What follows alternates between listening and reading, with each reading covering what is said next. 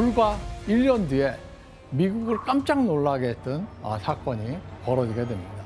대체 무슨 일이었을까요? 수소폭탄을 또 소련이 만든 거예요. 예. 바로 1년 뒤인 1953년 8월 12일에 이번에 소련이 수소폭탄을 만들게 됐던 것입니다.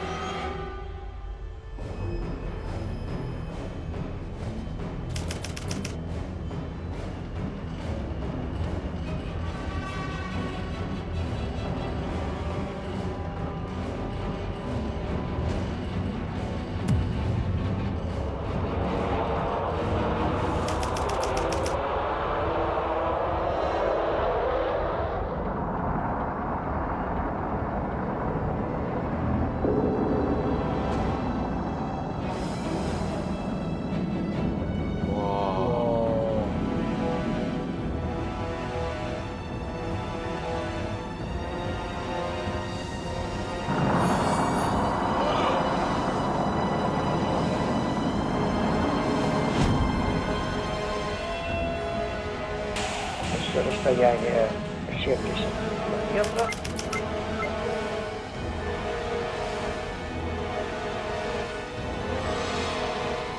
소름이다.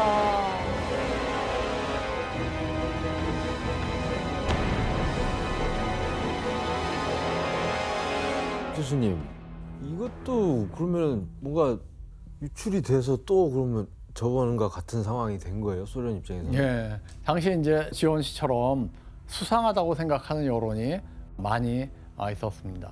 그리고 이제 그 화살이 수소폭탄 개발을 반대한 오펜하이머에게 돌아갔던 것입니다. 그건 말도 안 돼. 예, 오펜하이머를 둘러싸고 예상치 못한 의문들이 제기가 되기 시작을 합니다. 그리고 이때 연방수사국인 FBI에게 그에 대한 첩보가 극비리에 전해지게 됐던 것인데요. 1939년에서 1942년 중반 사이에 오펜하이머는 공산주의자였기 때문에 소련에 스파이 정보를 제공하거나 요청에 응했습니다. 아마도 그는 소련의 지시에 따라 미국 군사, 원자력, 정보 및 외교 정책에 영향을 미쳤을 것입니다. 파이라고. 공산주의자다. 아, 안타깝다. 이 편지는 의회 보좌관 출신 인사였던 윌리엄 보든이라는 사람이 썼던 편지입니다. 그는 이제 첩보를 통해서 오펜하이머가 소련의 스파이인 이유를 아주 상세하게 전달을 했는데요. 이 일은 곧 일파만파 퍼져나가게 됩니다. 그리고 오펜하이머는 영웅에서 배신자로 낙인 찍히죠. 그 자기 추측 아니야? 그러니까. 교수님 근데 이미 수없이 계속 사상 검증을 받았을 거 아니에요. 뭐 스파이였다면은 당연히 미국이 몰랐을 리 없잖아요. 네, 맞아요. 바로 오펜하이머는 맨하탄 프로젝트에 투입된 시기부터 아주 철저한 사상 검증을 받아왔습니다. 게다가 연구소장인 그를 감시하기 위해서 FBI가 늘 따라붙었고요. 오펜하이머의 운전기사마저 미국 정부의 지령을 받았던 군인이었습니다. 미운털 박혀서 그런 거 아니에요? 예, 이렇게 누구보다 삼엄한 감시 속에서 살아온 오펜하이머가 그래. 기밀을 빼돌린다라는 것은 불가능에 가까운 일이었습니다. 그렇지만 어쨌건 첩보가 들어온 이상에 미국 정부는 사실을 확인해야만 했습니다. 그래서 결국 1954년 4월 원자력위원회는 청문회를 열게 됩니다. 청문회는 4월부터 5월까지 약 2달 동안 무려 19차례나 이어지게 와, 됩니다. 한 번 하는 것도 힘들 텐데. 그동안 오펜하이머는 자신이 소련의 스파이가 아님을 당당하게 주장을 했습니다. 오펜하이머가 소련의 첩자라는 근거가 뭐 증거라도 뭐 있었어요? 예, 오펜하이머가 한때 공산주의를 후원하고 교류를 했던 정황 때문이었습니다. 오펜하이머가 한창 대학 교수로 활동하던 1930년대 미국은 붉은 시대라고 할 정도로 공산주의 운동이 퍼져나가고 있었습니다. 특히 이제 대공황을 거치면서 자본주의에 대한 회의가 들끓었고요. 많은 지식인이 사회주의나 공산주의에 눈을 돌리게 됐는데요. 오펜하이머도 그 중에 한 명이었습니다. 오펜하이머는 근데 교수로 지내는 동안에 대공황을 겪으면서 좀 생활비가 부족했던 제자를 봤더니 고양이 밥을 먹고 있었던 거예요. 그때 충격을 받은 거예요. 그래서 어떻게 할까 하다가 상당한 부모님 유산이 있었고 또 자기 월급도 있었는데 거기서 일부씩을 떼어가지고 공산당 후원을 하는데 썼다고 합니다. 근데 그거 다 이미 이 프로젝트 맡기 전에도 다 알고 있었고 알고 있음에도 불구하고 뽑았잖아요. 이제 다 써먹고 그냥 뱉어버리고 토사구팽 같은 그런 거예요. 토사구팽. 네. 이건 억울하게 지금 당하는 거예요. 아니 근데 크리스 씨 그 공산당원으로 몰린 이유가 또 있어요? 또 다른 이유 뭐냐면 와이프 부인분 있어요. 키티라고. 키티는 이미 3번의 이혼 후 오펜하이머와 4번째 결혼을 한 거고 그녀의 전 남편 중에는 공산당원이 있었고 그녀도 공산당에 빠지게 된 거예요. 이런 이력 때문에 오펜하이머가 청문회에서 더 공산주의자로 몰렸던 것 같아요. 오해 살만하네. 근데 뭐가. 예, 한때 이제 오펜하이머가 공산주의 단체를 지원했던 것은 사실이었어요. 그렇지만 이제 공산당에 가입해서 당원으로 활동한 이력이 없었기 때문에 이제 가진 의혹에도 그는 이제 청문회에서 당당할 수가 있었던 것이죠. 근데 이제 그에 대한 한 가지 이슈가 공개되면서 이 오펜하이머의 그런 상태가 한순간에 무너지게 됩니다. 뭐가 잡혔네, 뭘 엄청 빌미. 캤나 보다. 사생활을 막 캤나? 그가 이제 맨하탄 프로젝트 소장으로 일을 할 때 벌어진 불륜 불륜. 때문이었습니다.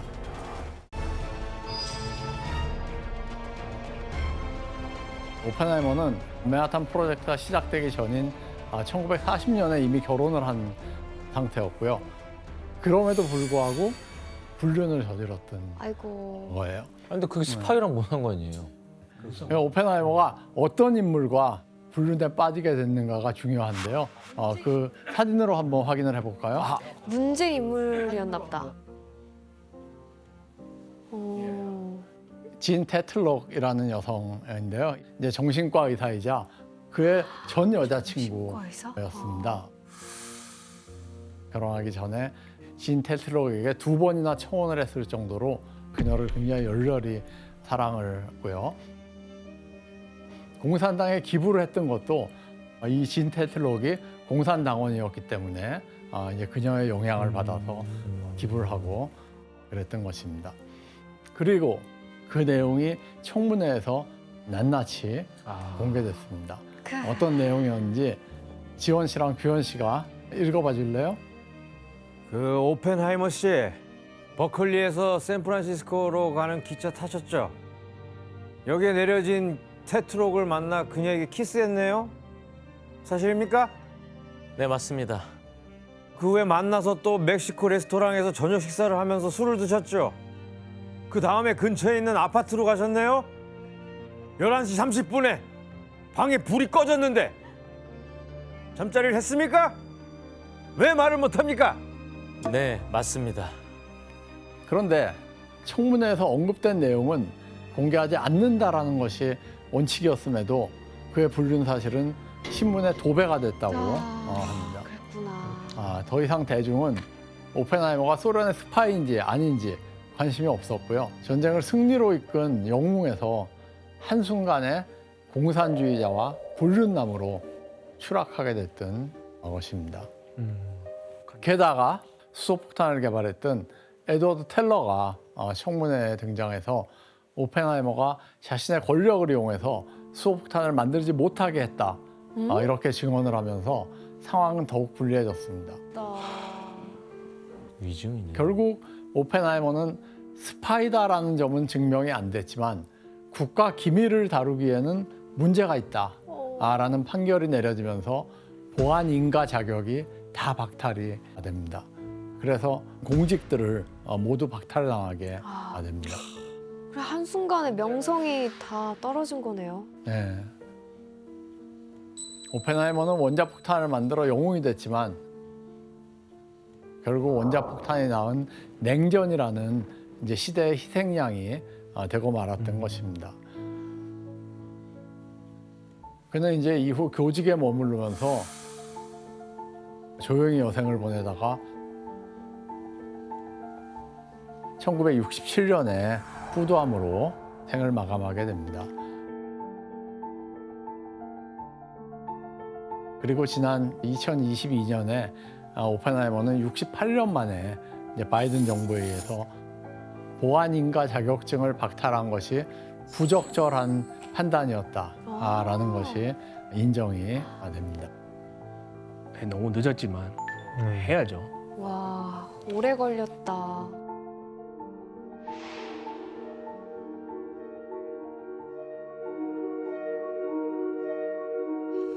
We knew the world would not be the same. Few people laughed.